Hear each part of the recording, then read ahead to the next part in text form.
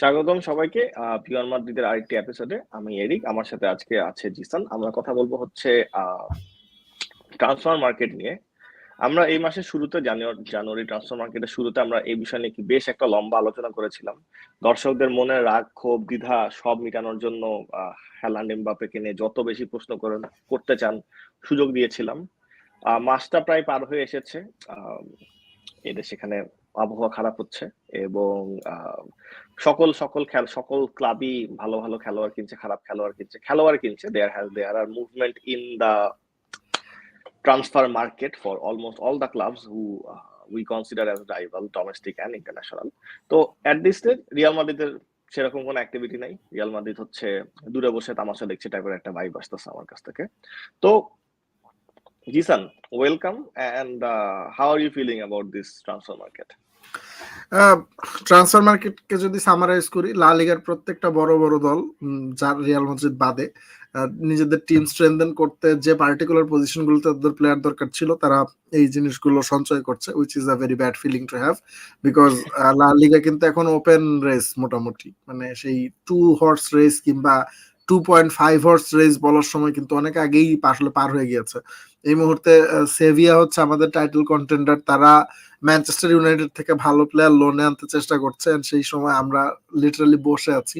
তো আজকে এসে একটা নিউজ এসেছে যে nobody wants to leave Real Madrid. I think we should be happy. January transfer market অবশ্যই এমনিও রিয়াল মাদ্রিদ কখনোই খুব বেশি সরব থাকে এরকম না, unless there's a catastrophe or a particular Brazilian signing. But সেগুলো কোনোটাই হচ্ছে না। সো আমরা মোটামুটি নীরব এবারের ট্রান্সফার মার্কেটে। আর আরেকটা জিনিস যেটা, যেহেতু এটা একটা কোভিড হিট ইকোনমি, প্রচুর পরিমাণে লোন এবং ফ্রি ট্রান্সফার ডিল এই ট্রান্সফার উইন্ডোতে দেখা যাচ্ছে, কিছু কিছু বেশ ইন্টারেস্টিং।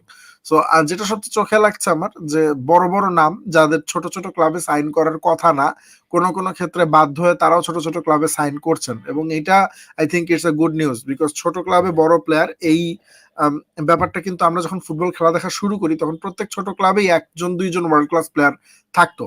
তো এই জিনিসটা গত কয়েক বছরে ফুটবল মনোপলির কারণে উঠে গিয়েছিল, but Covid hit economy I guess আবার আমাদেরকে সেই দিনগুলোতে ফেরত যাওয়ার সুযোগ করে দিচ্ছে। হ্যাঁ, কোভিড ইকোনমি আসার পরে আসলে একটা মজা জিনিস যেটা আমিও খেয়াল করছি যে ফুটবল খেলার কিছু ধারণা, মানে ট্রান্সফার মার্কেট এবং ফুটবল খেলা অ্যাজ আ হোল, লাইক অনেক কিছুই পরিবর্তন এসেছে এবং সামনে 10 বছর এর মধ্যে কিছু পরিবর্তন স্টিক করবে, কিছু পরিবর্তন স্টিক করবে না। আমার কাছে সবসময় মনে হতো যে লাস্ট 10 বছরে খেলোয়াড়দের দামের একটা, মানে যে মার্কেটটা ছিল, ট্রান্সফার মার্কেটটা ছিল, এটা ছিল ওভার ইনফ্লেটেড। এই ওভার ইনফ্লেটেড মূলত শুরু হয়েছিল নেইমার জুনিয়রকে বার্সেলোনা থেকে পিএসজি আনার মধ্য দিয়ে। এরপরে তুমি যদি বড় বড় 10টা ট্রান্সফার উইন্ডোর সবচেয়ে বড় 10টা ট্রান্সফার উইন্ডোতে আসা খেলোয়াড়দের নাম দেখো, ফিলিপে কোতিনো, ডেমবেলে, নেইমার, এমবাপে যে হচ্ছে মোনাকো থেকে পিএসজি তে গিয়েছিলেন, একজন দুইজন ছাড়া বেশিরভাগ খেলোয়াড়দেরই কিন্তু আসলে তোমার ক্লাবে সেই পরিমাণে আউটপুটটা আসেনি। আন্তোয়ান গ্রিজমানও এর মধ্যে একজন আছেন। অ্যাকচুয়ালি বলতে গেলে বার্সেলোনার বেশ কয়েকজন, মানে লিস্টটা আসলে বার্সেলোনার দিকেই ভারী। তো 10 বছর আগে যখন হচ্ছে আমরা, মানে 10 বছর না, 6-7 বছর আগে যখন এই ইনফ্লেটেড মার্কেটটা আসার আগে যখন আমরা খেলোয়াড় কিনতাম, তখন it would have been different. তুমি 30 মিলিয়ন ইউরো দিয়ে যে খেলোয়াড়টাকে তুমি 2014 সালে কিনতাম, একই স্ট্যাচারের, একই পারফরমেন্স ইন্ডিকেটর ওয়ালা একটা খেলোয়াড়কে তোমার এখন কেনার জন্য প্রায় 70 থেকে 80 মিলিয়ন ইউরো খরচ করতে হবে। So this is an interesting change. কিন্তু সেই চেঞ্জটাতে আসলে একটা বড় ইম্প্যাক্ট এনেছে কোভিড, এবং এই জন্য এখন আমরা বড় বড় নামকে, তুমি যেটা বললা যে people are living on loan, people are living on free transfer, people are living on next to nothing cost. এর কারণ হচ্ছে মূলত, ফার্স্ট অফ অল, ট্রান্সফার তো ওয়ান টাইম ফি না। তুমি তো আসলে 30 মিলিয়ন ইউরো কোন একটা ক্লাবকে একবারে পাঠিয়ে দিবে না। তোমার তো, মানে the transfer fee gets amortized over the period of contract the guy signs. তো সেখান থেকে মনে করে এসেনশিয়ালি একটা ক্লাবের কিন্তু বছরে তাদের বাজেট একটা ফিক্সড অ্যামাউন্টের টাকা অলরেডি সরানো হয়ে থাকে এসবের জন্য, প্লাস ওয়েজ। তো লং টার্ম ইম্প্যাক্ট ফেলে তোমার একটা বড় ট্রান্সফার থেকে না হওয়া, এসেনশিয়ালি ওয়েজের দিক থেকে ফেলে এন্ড এভরিথিং। আর লোনের একটা অ্যাডভান্টেজ হচ্ছে, if the player is very expensive, you can actually share the wage between two clubs. For example, টটনহাম হটস্পারের যখন গ্যারেথ বেল গিয়েছিলেন, তখন তার একটা খরচের অংশ বহন করেছিল Real Madrid, which benefited both Real মাদ্রিদের ওই সময় অ্যাডভান্টেজ যেটা ছিল সেটা হচ্ছে গ্যারেথ বেলের খেলাও লাগেনি, এবং গ্যারেথ বেল খেলছিল না তেমন একটা ভালো। এবং টটেনহামে যেটা সুবিধা হয়েছে, গ্যারেথ বেল প্রায় 10টার মতো গোল করে তাদের দলকে একটা ভালো এন্টারটেইনমেন্ট দিয়েছিলেন, সো টু স্পিক, আর কোনো ইম্প্যাক্ট থাকুক আর না থাকুক। তো moving on to this transfer field, this transfer market, আমরা আমাদের নিয়ারেস্ট রাইভালকে নিয়ে আসলে শুরু করতে চাই, এবং আমাদের নিয়ারেস্ট রাইভাল হচ্ছে সেভিয়া। এবং সেভিয়াতে এই মৌসুমে একটা খুব, এই উইন্ডোতে একটা বেশ বড় ট্রান্সফার এসেছেন, তিনি হচ্ছেন অ্যান্থনি মার্শিয়াল। ম্যানচেস্টার ইউনাইটেড তিনি তার পারফরমেন্স যতটা ভালো না হলেও খেলোয়াড়ি দক্ষতার দিক থেকে কিন্তু he is, I in my opinion, one of the top French strikers in many ways. তো একটু আগে যেটা বললো যে লিগের রেসটা কিন্তু যথেষ্ট ওপেন, কোনো রিয়াল মাদ্রিদ একটা বড় পয়েন্ট ব্যবধানে নেই, এগিয়ে নেই। তো how do you think this will impact সেভিয়াস নেক্সট 6 মান্থস?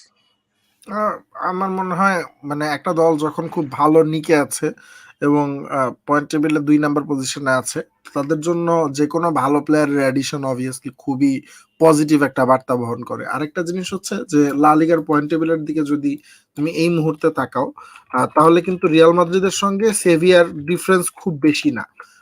মানে তাদের অফিসিয়ালি পয়েন্টের ব্যবধানে যদি বলো, তাহলে তারা 4 পয়েন্টের ব্যবধানে আসলে মাত্র পিছিয়ে আছে। এখন 4 পয়েন্টের ব্যবধান মানে একটা, এই দলটার নাম যদি অন্য কোনো দল হতো, প্রবাবলি আমরা মানে জিনিসটাকে ধরে নিতাম যে একটা ইভেন রেস হচ্ছে। জাস্ট বিকজ দলটার নাম সেভিয়া, আমরা কিন্তু জিনিসটাকে ধরে নিচ্ছি যে উইল সাম হাউ, মানে এই মৌসুমের কোনো একটা সময় will run away with the trophy, যেটা একদমই সত্যি কথা না। কারণ সেভিয়া একটা কেপেবল টিম হিসেবে তারা 22টা ম্যাচের মধ্যে 13টা ম্যাচ জিতেছে, আমরা যেখানে 22টা ম্যাচের মধ্যে 15টা ম্যাচ জিতেছি। তো এই অবস্থায় তাদের, তারা অ্যাকচুয়ালি খেয়াল করেছে তারা কোন জায়গায় আমাদের চেয়ে পিছিয়ে আছে। সেভিয়া এই মুহূর্তে গোল হজম করেছে 16টা, তার এগেনস্টে গোল দিয়েছে তারা 34টা, সো তাদের নেট গোল ডিফারেন্স 18।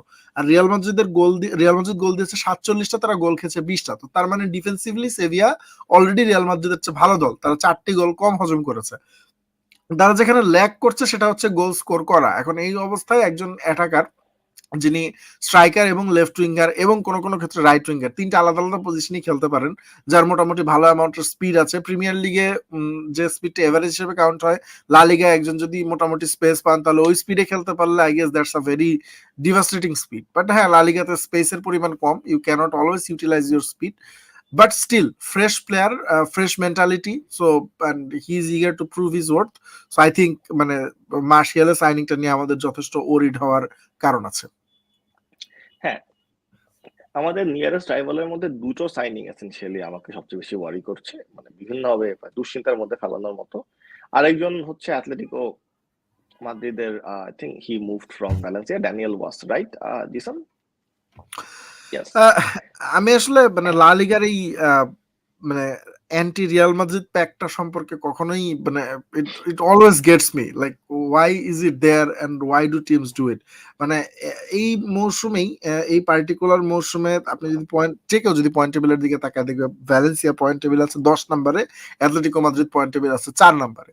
তো ভ্যালেন্সিয়া তো একটা অ্যাসপায়ারিং টিম, ভ্যালেন্সিয়া ক্যাটালান প্রভিন্সের সেকেন্ড মোস্ট সাকসেসফুল টিম। ইউরোপে খেলার জন্য যে কয়টা স্প্যানিশ টিমকে মানুষ ব্যাক আপ করে মৌসুমের শুরুতে, রিগার্ডলেস অফ দেয়ার মানে স্কোয়াড সিচুয়েশন, ভ্যালেন্সিয়ার গত কয়েক বছর ধরে খুব টার্বুলেন্ট টাইম যাচ্ছে, বাট স্টিল ভ্যালেন্সিয়া মানে একটা ভালো স্কোয়াড ধরে রাখতে সক্ষম। এবং আই ডোন্ট থিঙ্ক তারা 10 নম্বরে থেকে মানে তাদের ক্যাম্পেইন শেষ করতে চায়। I think they are looking for a Europa League place, at least conference league place. এই অবস্থায় কেউ অ্যাথলেটিকো মাদ্রিদের কাছে তাদের একটা স্টার প্লেয়ারকে কেন বিক্রি করে দিবে, এটা আমার কাছে আসলে মানে কোনোভাবেই বোধগম্য না। আর দ্বিতীয় জিনিসটা হচ্ছে যে এই জিনিসটা হচ্ছে, এবং এই জিনিসটা নিয়ে মানে যেটা হওয়ার কথা যে এই ধরনের জিনিস হয় না তা না, এই ধরনের জিনিস হয়, কিন্তু এই ধরনের জিনিস নিয়ে প্রচুর টানা হ্যাচড়া হয়।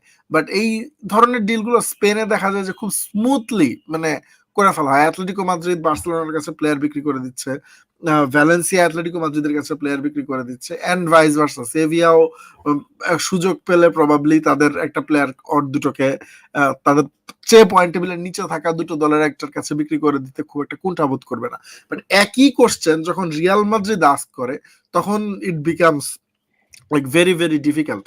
এখন এই সিচুয়েশনের কারণেই প্রবাবলি রিয়াল মাদ্রিদ মানে অন্যান্য সফল দলগুলোর মতো, ইউরোপের অন্যান্য সফল দলগুলোর মতো নিজের দেশের ভিতরে বিজনেস করার ব্যাপারে একটু রিল্যাক্টেন্ট থাকে। এই কারণে দেখা যায় যে অন্যান্য লিগ থেকে রিয়াল মাদ্রিদে সাইন করার হার তুলনামূলক বেশি, এবং স্পেনের মোটামুটি লো টায়ার দলের ভালো প্লেয়ারদেরকে স্প্যানিশ ন্যাশনাল হিসেবে রিয়াল মাদ্রিদ সাইন করায়। বিকজ ইসকোকে মালাগা থেকে বা আসেন্সিওকে যদি আমরা মায়োরকা থেকে পিক করতে পারি, I don't see any reason যে কারণে আমরা সেভিয়া থেকে একটা টপ প্লেয়ার বা ভ্যালেন্সিয়া থেকে একটা টপ প্লেয়ারকে পিক করতে পারবো না। Interesting point you make. Bayern মিউনিখের দিকে যদি আমরা তাকাই তাহলে কিন্তু আমরা দেখতে পারবো যে বেশ কিছু মৌসুম ধরে বায়ার্ন মিউনিখ উল্টো কাজটা করছে। জার্মান লিগে, বুন্দেস লিগাতে যেই প্লেয়ারটাই আসছে, the next up and coming player, his ultimate destination is going to be Bayern Munich, এই একটা ভাইবে বায়ার্ন মিউনিখ আগাচ্ছিল। সো সেই কনটেক্সট থেকে হচ্ছে বায়ার্ন মিউনিখও জার্মান অন্যান্য ক্লাবের তুলনায় ইউরোপে অনেক বেশি successful. In fact on the flip side তোমার সেম উইথ রিয়াল মাদ্রিদ। জার্মানিতে যেরকম বায়ার্ন মিউনিখের শক্ত প্রতিদ্বন্দ্বী একটা নয়, তেমন রিয়াল মাদ্রিদের এখানে তেমন একটা বর্তমানে লাস্ট কয়েক মৌসুম চিন্তা করলে রিয়াল মাদ্রিদের আসলে তেমন কোনো শক্ত প্রতিদ্বন্দ্বী নাই। বায়ার্ন মিউনিখ লাস্ট 10 বছরে ওনার 10টা তাদের জার্মান লিগ জিতেছে। It has made them one horse league essentially in many way. তো পয়েন্ট যেটা আমি আসলে বলার চেষ্টা করছি সেটা যে একই একটা অবস্থায় তোমার জার্মানিতে তুমি দেখছো যে আপ এন্ড কামিং জার্মান প্লেয়ারদের বা জার্মান লিগের প্লেয়ারদের টার্গেট যেরকম বায়ার্ন মিউনিখ, কিন্তু স্প্যানিশ প্লেয়ারদের টার্গেট কিন্তু কোনোভাবেই রিয়াল মাদ্রিদ হতে পারছে না। তুমি যত আপ এন্ড কামিং দেখো, কারণ বর্তমানে স্প্যানিশ লিগে বেশ কিছু প্লেয়ার আছে, অ্যাটলিস্ট 5জন প্লেয়ার আছে যাদেরকে যদি রিয়াল মাদ্রিদ সাইন করাতে পারে তাহলে রিয়াল মাদ্রিদ যে আমরা যে ঘরোয়া ডমিনেন্সের কথাটা বলি, ঘরোয়া dominance will be as they say bread and butter. কারণ রিয়াল মাদ্রিদ হচ্ছে বড় সমস্যা হচ্ছে যে কিছু ইনকনসিস্টেন্ট পজিশনিং এর কারণে বা প্লেয়ার পজিশনের কারণে তারা বেশ কিছু ম্যাচে জয় বের করে নিয়ে আসতে পারে না। তো strong bench and a strong team will essentially bring them forward, but that is never gonna happen as we see it. So এই কম্পারিজনটা আসলে আমার কাছে খুব মানে খুবই খুবই খুবই খুবই ইন্টারেস্টিং লাগে ইন এভরি ওয়ে পসিবল। তো যাই হোক, আমরা ট্রান্সফার মার্কেট নিয়ে কথা বলছিলাম, আমরা আসলে এখন কথা বলতে পারি হচ্ছে বার্সেলোনাকে নিয়ে। বার্সেলোনা বেশ কিছু ইন্টারেস্টিং ট্রান্সফার করেছে এবং বুদ্ধিমান ট্রান্সফার আসলে, like this is something they should be praised about. এর মধ্যে সবচেয়ে বড়টা হচ্ছে যে ফিলিপ কৌতিনহোর একটা গতি করা। এটা খুবই অবভিয়াস যে ফিলিপ কৌতিনহোকে বার্সেলোনা তার পজিশনে খেলাতে পারেননি এবং it wasn't a good match, and this is good that he move to another club. তিনি যেই ক্লাবে গিয়েছেন, Aston Villa is not the best English club right now. ইংল্যান্ডের বার্সেলোনা টাইপের ক্লাব নয় অ্যাস্টন ভিলা, কিন্তু Aston Villa is growing up and Aston Villa actually has signed a few other player. I think তারা Everton থেকে Lucas ডিনিয়েকে sign করেছেন এবং they have had 2-3 more players who has joined Aston Villa. Steven জেরার্ডের অধীনে they are having a revival. So Aston ভিলার context থেকে Philippe কৌতিনহোর সাইনিংটা বেশি ইন্টারেস্টিং, কারণ I think he came on to the Manchester United game and he scored a goal and assisted a গোল।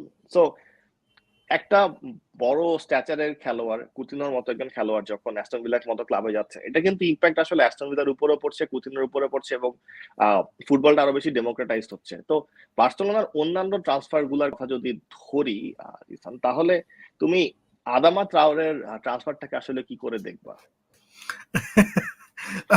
মানে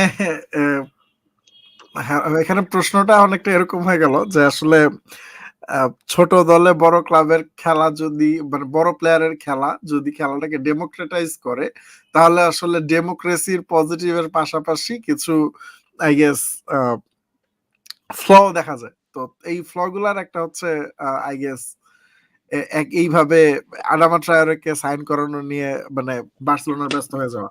এখন মানে মেক নো মিস্টেক, বার্সেলোনার অবভিয়াসলি একটা রাইট উইঙ্গার দরকার ছিল, বিশেষ করে রাইট উইঙ্গার যিনি রাইট উইং ব্যাকেও খেলতে পারেন, এটা দরকার ছিল। সে ওই দিক থেকে আই গেস এটা একটা উইন। আর জাভি হার্নান্দেজ তাদের কোচ হয়ে আসার পর থেকে মানে চোখ বন্ধ করে একাডেমির উপরে বিশ্বাস করা। জাভি হার্নান্দেজের I guess there's an issue with him, যে উনি মনে করেন যে বার্সেলোনা একাডেমি যাই প্রডিউস করে এটাই ওয়ার্ল্ডের বেস্ট প্লেয়ার, এদেরকেই আসলে সাইন করানো উচিত। সো ওই পয়েন্ট অফ ভিউ থেকে দেখলে I guess make some sort of sense.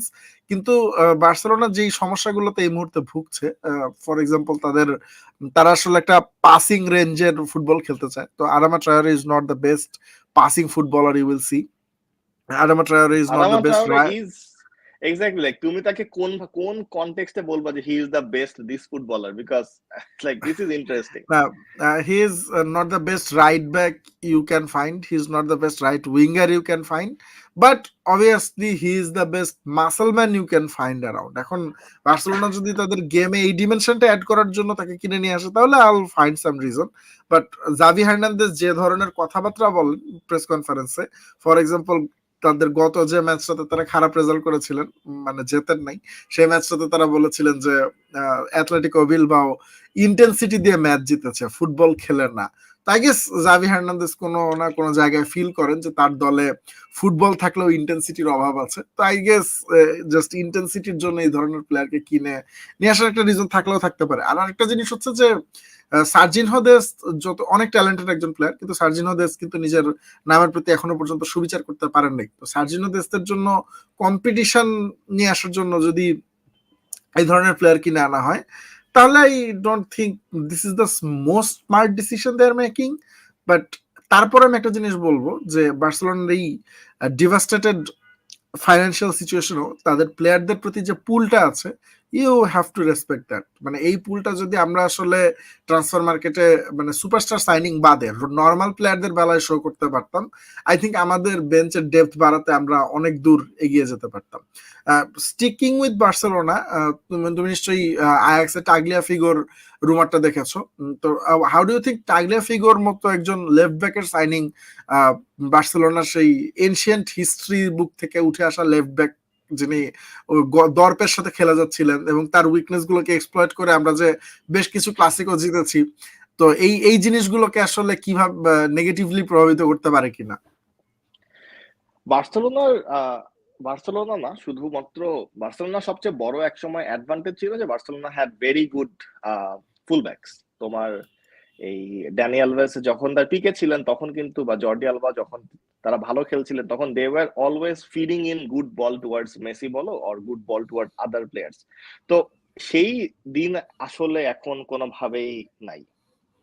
তো সেই কনটেক্সট থেকেই যদি আসলে চিন্তা করতে হয়, এখন আসলে বার্সেলোনা মানে বার্সেলোনা ফুটবল যেদিকে যাচ্ছে, জাভি হার্নান্দেজ তিনি যতটাই বলুন না কেন যে তিনি সংস্কারপন্থী নন, তিনি আবার সংস্কারপন্থী একই সাথে।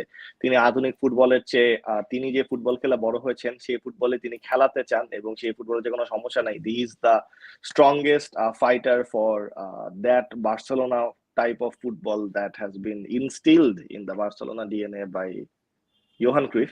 তো সেই সেই কনটেক্সট থেকেও যদি চিন্তা করি, আমি আসলে মানে এটা আসলে খুবই ইন্টারেস্টিং। তাগদেফিকো বার্সেলোনা আসলে লাভ বার্সেলোনার হবে, অনেক অনেক লাভ হবে, কিন্তু তাগদেফিকোর ভবিষ্যৎ ক্যারিয়ারে কতটা ইম্প্যাক্টফুল এই ট্রান্সফারটা হবে, that's গনা be something, it's like that's গনা be something I'd be like waiting to see, কারণ I'm sure like the player of his stature can make good contribution in English Premier League, যেখানে English premier লিগের ক্লাবগুলোতে ফুলব্যাকদের impact আরো অনেক বেশি। এবং এই মুহূর্তে যেমন ইংলিশ প্রিমিয়ার লিগে একাধিক ফুলব্যাক ম্যানচেস্টার সিটিতে ভালো খেলছেন, অন্যান্য জায়গায় খেলছেন, এবং তিনি যদি তাগলিফিকে যদি ইয়োহান ক্রুইফের ওই ধারণার সাথে বাস্তবায়ন করতে চান, Manchester City would be a better choice in my opinion.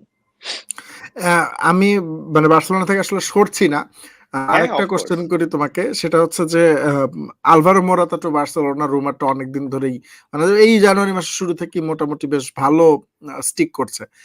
এখন মানে এই যে পাসিং ফুটবলের যে কথাগুলি আমরা বললাম, মানে পাসিং ফুটবল খেলাতে চান জাভি হার্নান্দেজ, ইয়োহান ক্রুইফের ফুটবল খেলাতে চান, এগুলো তো আসলে নিউজ না। মানে এভরিওয়ান নিউ যে উনি এই কথাগুলি বলবেন এবং এই কথাগুলি বলার জন্যই পার্টিকুলারলি উনাকে আসলে বার্সেলোনা বোর্ড কোচ করে নিয়ে এসেছে। তো উনি মাঠের খেলায় এইগুলো রেপ্লিকেট করতে পারছেন না, পারবেন না, এটাও নতুন নিউজ না।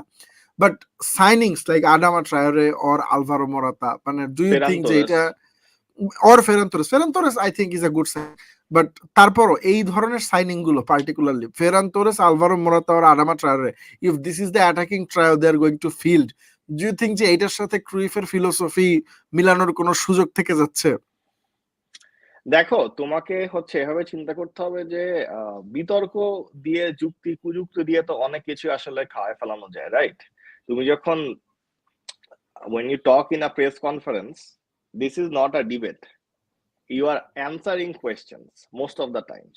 তো সেই কনটেক্সট থেকে I'm sure Javi is gonna find like an explanation on why Adama Traore is the most influential winger since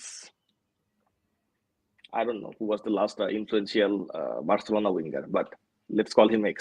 তো since that person, তো সেই কনটেক্সট থেকে আসলে এটাকে খাওয়ানো possible, but on a more serious note the answer is no.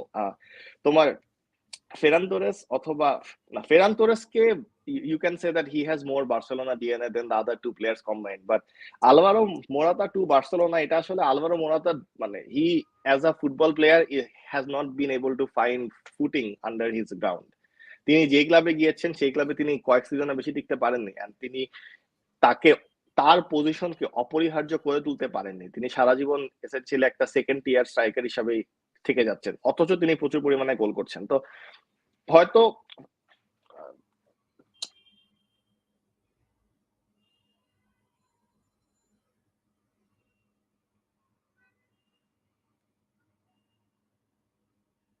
Sorry, can you hear me?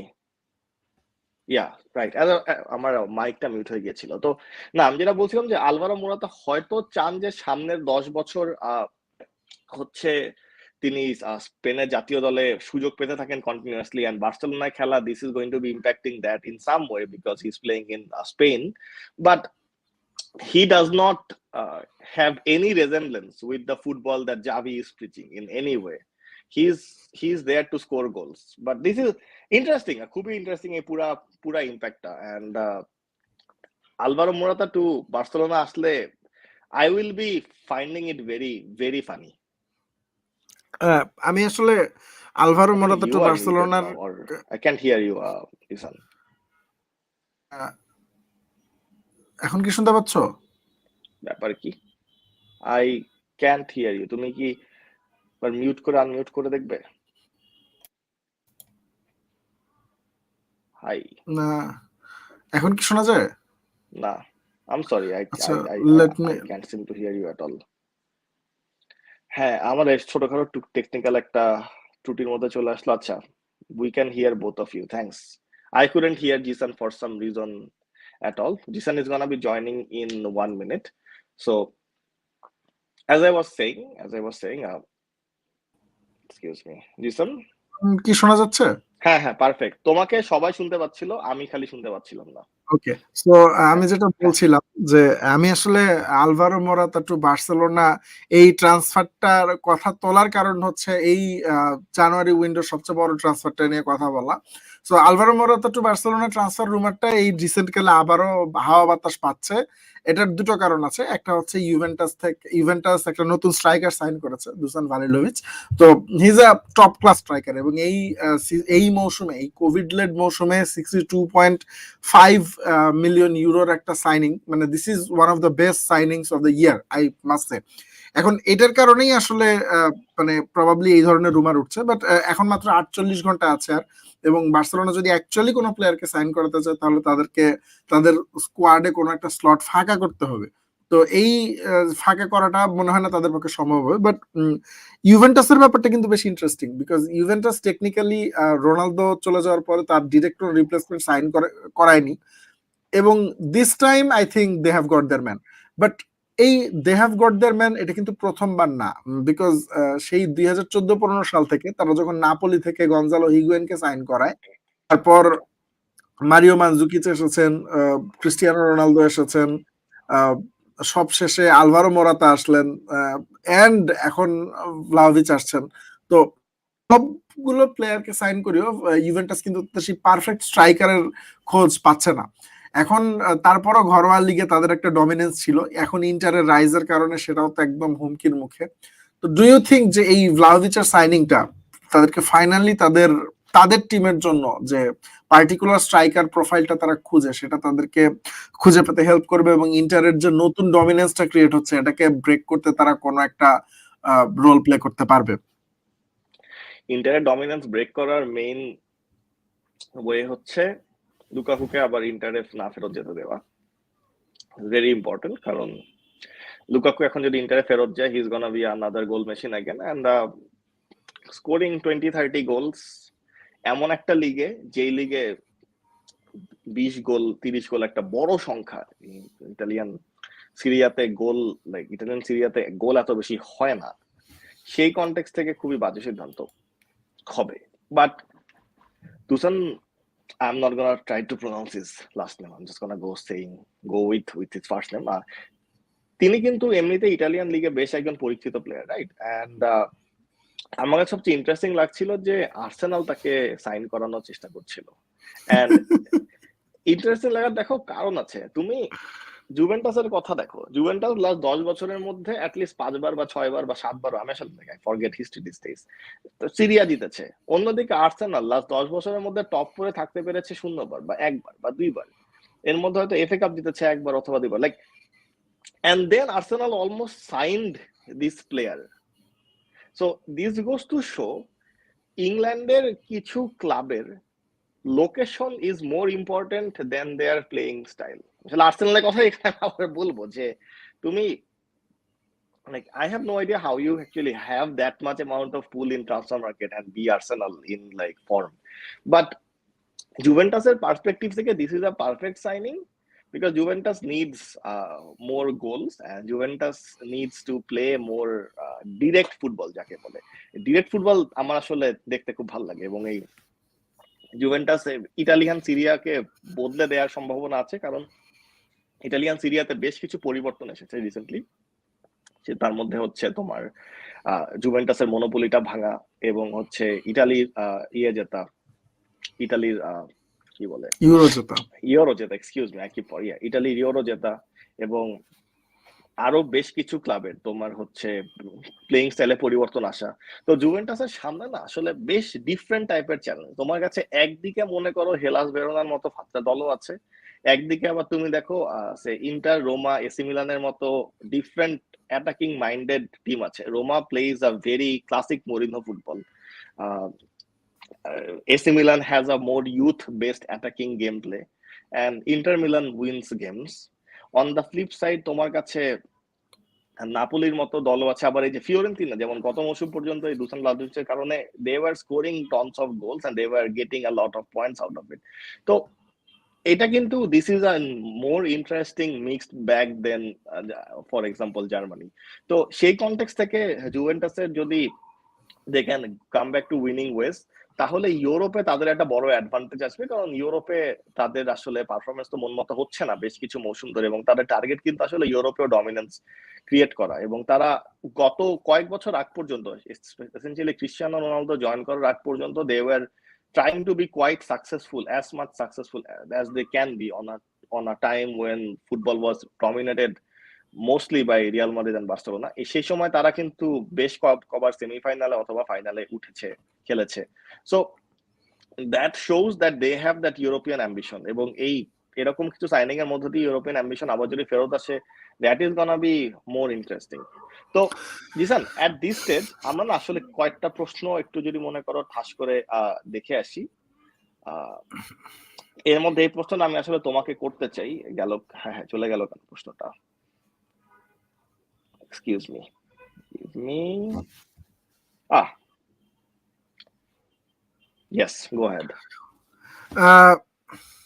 আমি আসলে মানে এক কথায় একটু বাবল বার্স্ট করে দিই, সেটা হচ্ছে এই যে বার্সেলোনার সাইনিং এর ব্যাপারে আমাদের লিসেনাররাই একটা অংশ বলেছেন যে আর 48 ঘন্টা আছে, 48 ঘন্টার মধ্যে আসলে কোনো সাইনিং যদি আমরা করাতে চাই তাহলে আমাদেরকে অনেক কাঠখড় পোড়াতে হবে। সো এই মুহূর্তে যেই রুমার গুলি শোনা যাচ্ছে, these are just rumour. Real Madrid জানুয়ারি মাসে কাউকে সাইন করাবে, এবং 28 তারিখ যদি রুমারটা জাস্ট শুরু হয় তাহলে ইউ হ্যাভ টু অ্যাজিউম যে এটা জাস্ট রুমার। আরেকটা জিনিস হচ্ছে যে এই মুহূর্তে মানে আমি বলবো যে একজন মোটামুটি relatively unknown French centre back sign করানোর চাইতে আই থিঙ্ক আমাদের একটা পরীক্ষিত হাউস হোল্ড নেম দরকার। কারণ আমরা আমাদের আগের পডকাস্টগুলোতে কিন্তু বলেছি যে ডেভিড আলাবার প্রতি আমরা এক ধরনের অবিচার করছি তাকে সেন্টার ব্যাকে খেলিয়ে, বিকজ হি হ্যাজ শোন what a fantastic left back he can be for us.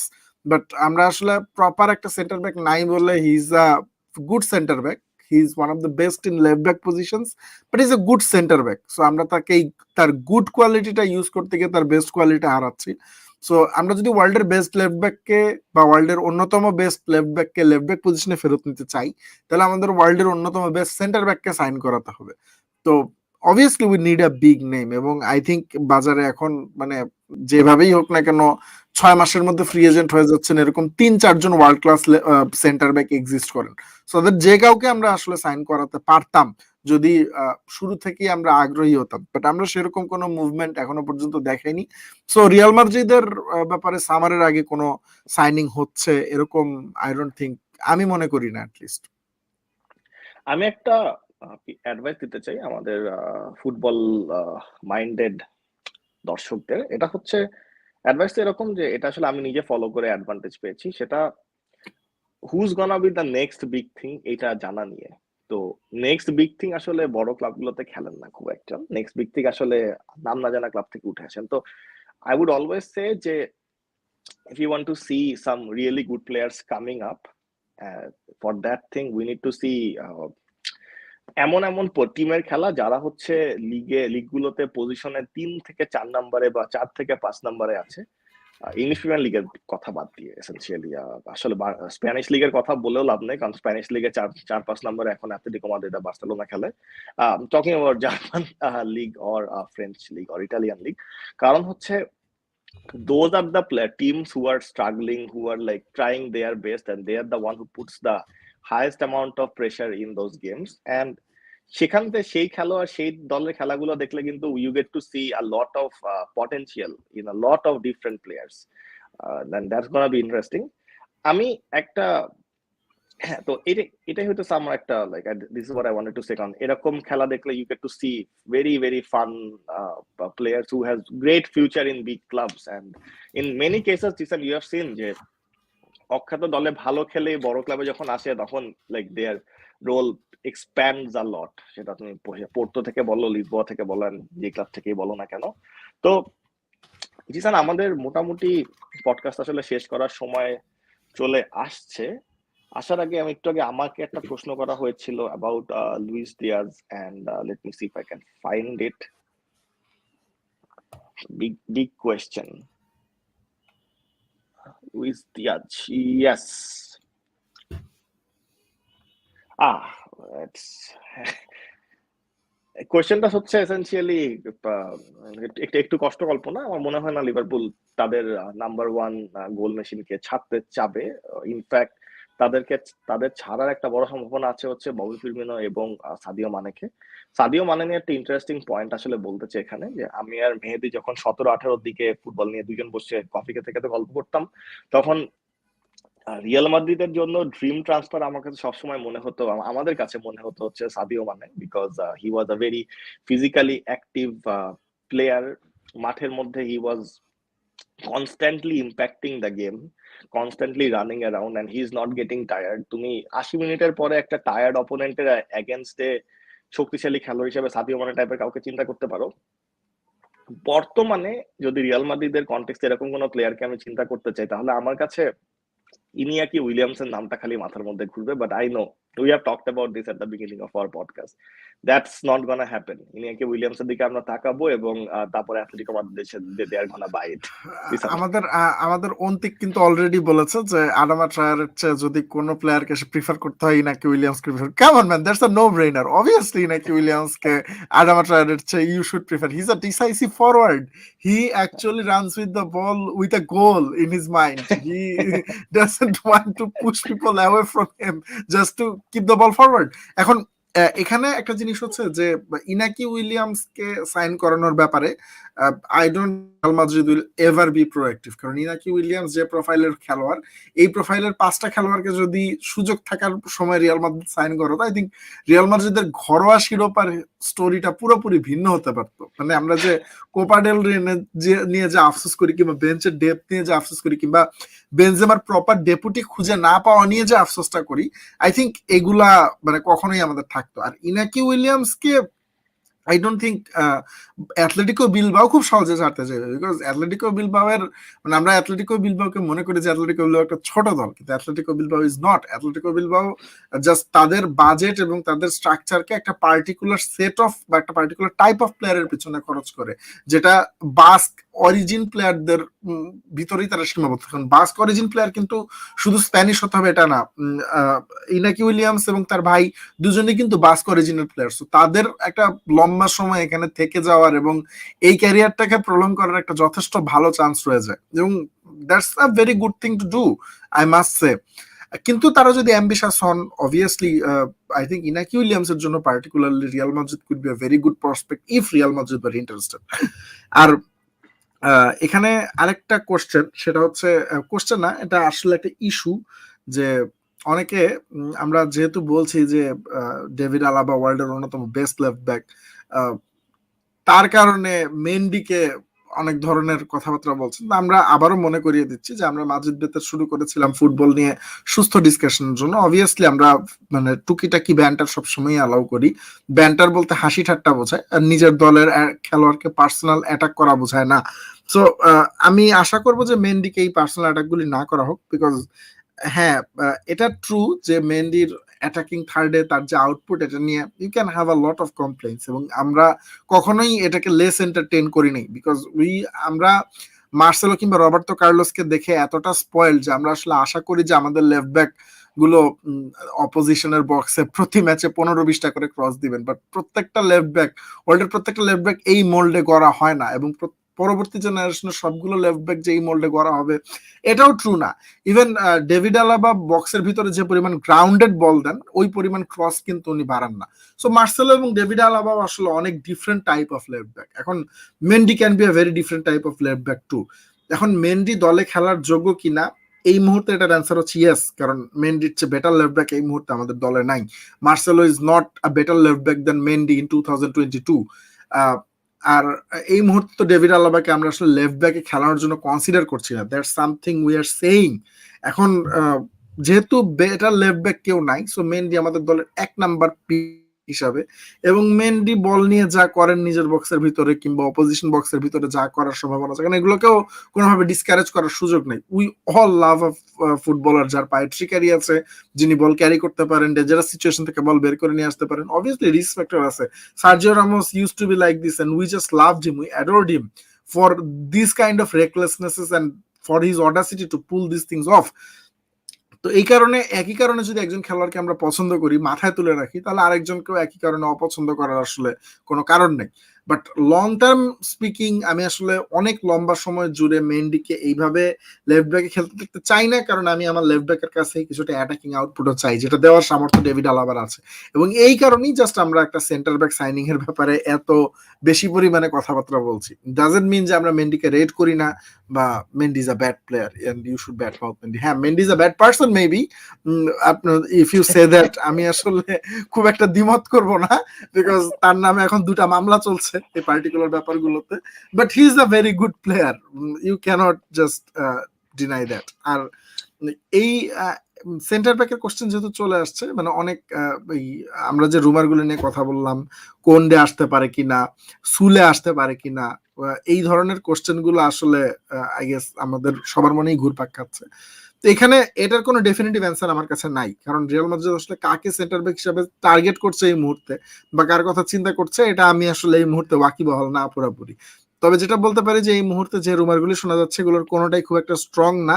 তার মধ্যে কয়েকটা জিনিস আবার ট্রু, যে নিকোলাস সুলে অ্যাকচুয়ালি বলেছেন যে তিনি এই মৌসুমে শেষে বায়ার্ন মিউনিখে থাকতে চান না, বিকজ তার এজেন্ট কন্ট্রাক্ট রিনিউ করেন নাই, এবং 6 মাসের মধ্যেই কন্ট্রাক্টটা আপ হয়ে যাচ্ছে। So Nicolas Sule is up for sale. Antonio রুডিগারের কন্ট্রাক্ট সিচুয়েশন এখনো পর্যন্ত রিজলভ হয় নাই। সো এই 2 জার্মান অ্যাভেলেবল আছেন, এবং আমি পার্সোনালি মনে করি যে এই 2জনের যে কোনো একজনকে যদি আমরা অ্যাকচুয়ালি সাইন করিয়ে নিয়ে আসতে পারি, any of them could be a very good fit for us. সুলের ইনজুরি সমস্যা আছে, বাট সুলের মধ্যে আবার সার্জিও রামোসের কিছু ট্রেটও আছে, বল নিয়ে উপরে উঠে যাওয়া, মার্শাল করতে পারা এন্টায়ার ডিফেন্স। রুডিগারের মধ্যে অ্যাগ্রেশন আছে।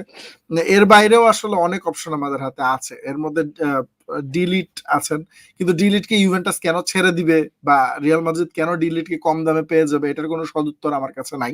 সো অবভিয়াসলি মানে ডিলিট একটা পসিবিলিটি হলেও জাস্ট আমরা ধরে নিতে পারি না যে ডিলিট চলে আসবেন, but we need a centre back and there are lot of centre backs available in the market. So আমাদের মনে হয় জুন মাস পর্যন্ত ওয়েট করতে হবে, আর এই মৌসুমে মেন্ডিকে লেফট ব্যাকে দেখাটা সহ্য করে নিতে হবে, আই গেস।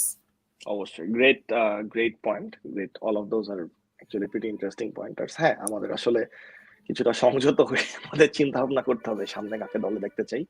যদি আমরা একই সাথে এমবাপে হ্যালান্ডকে চাই তাহলে আমাদের আসলে ডিফেন্স বাজেট খুব বেশি থাকবে না। It is what it is.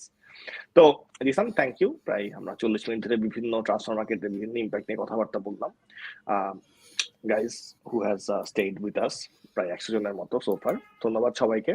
এবং আমাদের আস্তে আস্তে ইউটিউবে একটা কমিউনিটি ক্রিয়েট হচ্ছে। ইউটিউবে আমরা একসময় 1-2 জন দেখতাম, সেখান থেকে we have actually gone double digit. So to the people who are watching us from YouTube, thank you so much guys. তো আমাদের সামনের খেলা অ্যাথলেটিক বিলবাওয়ের সাথে সম্ভবত ফেব্রুয়ারি 3 তারিখে। তার আগে আমরা আশা করি 8টা পডকাস্টে দেখা পাবো, or else we'll see you in the before the storm. Thank you so much guys, and take care and stay safe.